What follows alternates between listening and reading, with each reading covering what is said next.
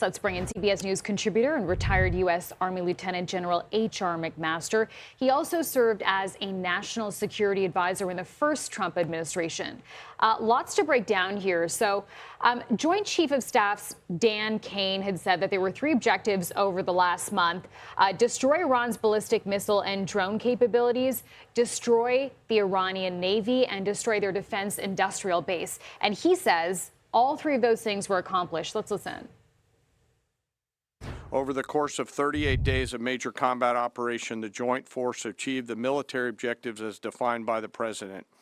We welcome the ongoing ceasefire, and as the secretary said, we hope that Iran chooses a lasting peace.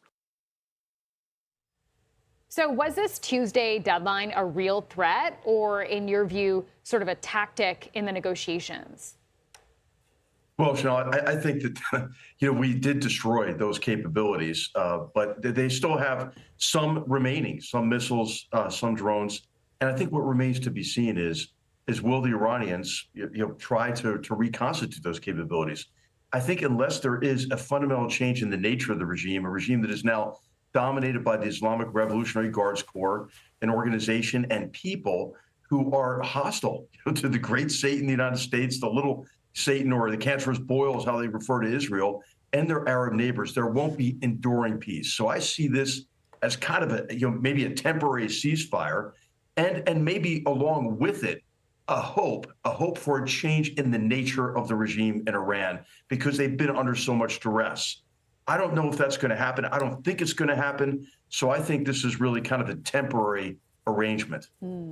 I want to get your take, General, on the New York Times reporting that the president made this decision, according to the New York Times, that the president decided to make this decision after having a briefing and a meeting with the Prime Minister of Israel, Benjamin Netanyahu, along with his senior advisors in the room, including Susie Wiles, including the Vice President of the United States, the Defense Secretary, and others, and that there were some in the administration who cautioned against doing something like this. The New York Times reports that the vice president said that this would be going against some of the promises that the president made to the American people, that this would cause regional instability.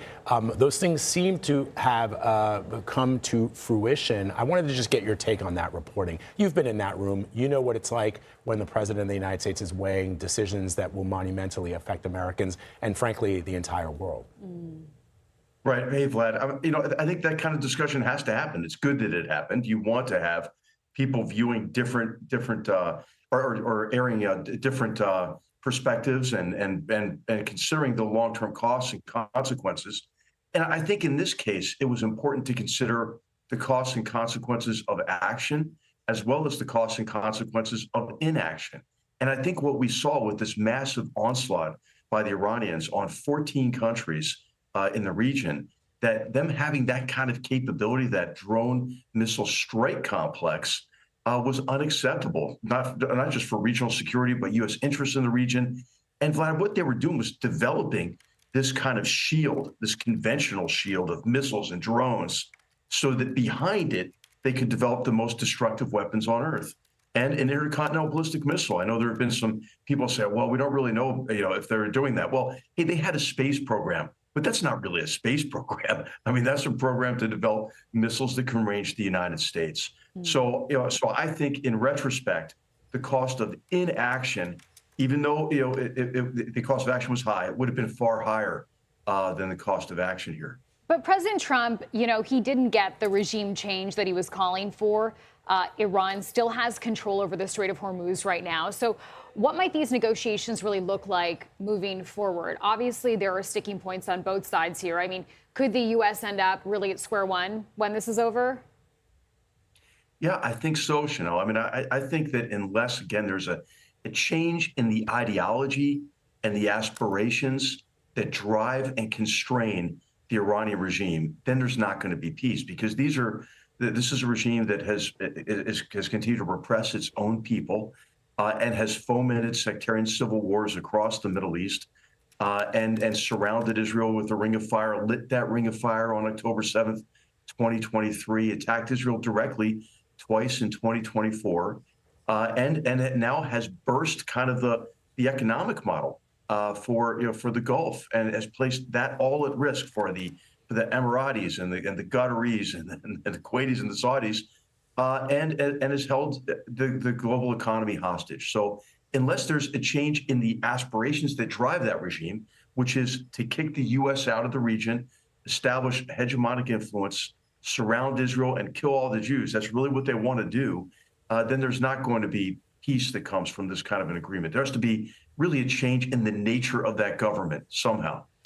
General, before you go, and you mentioned this, and I know that you know this very well, sir, the loss of life of any American soldier, sailor, Marine, airman, Coast Guardsman is, of course, an enormous loss for our country and certainly their families. The Army Secretary Dan Driscoll, in the wake of losing 13 troops in this conflict, said that their sacrifice will never be forgotten. But I do wonder, sir, when we talk about the loss of life that we saw during the American withdrawal from Afghanistan, similar number, 13 soldiers killed in the wake of that conflict during the removal, the excavation of troops in Afghanistan. How you comfort, and this is something you've had to do as a senior military leader, how you comfort a family in explaining the sacrifice of their sons or daughters, their fathers, brothers, in a conflict that has long been, and you're a former military man, you understand that soldiers are not they don't form policy, they implement policy from our leaders, and every soldier, sailor, Marine, airman understands that. But how you explain to a family member when the objectives were never as clear as often it feels as if the president seems to think that they are?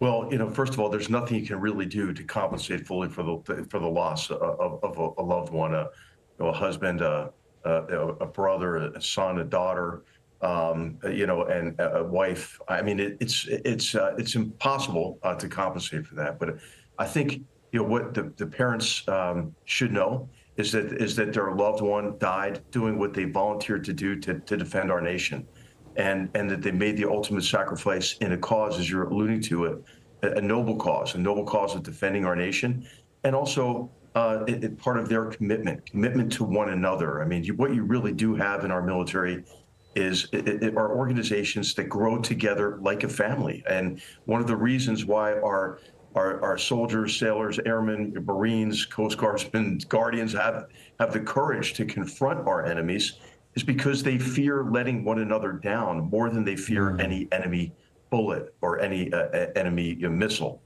So I think gratitude is what you have to convey, and you have to share the grief with them. Grief. Shared grief is grief divided, and I think that's a comfort.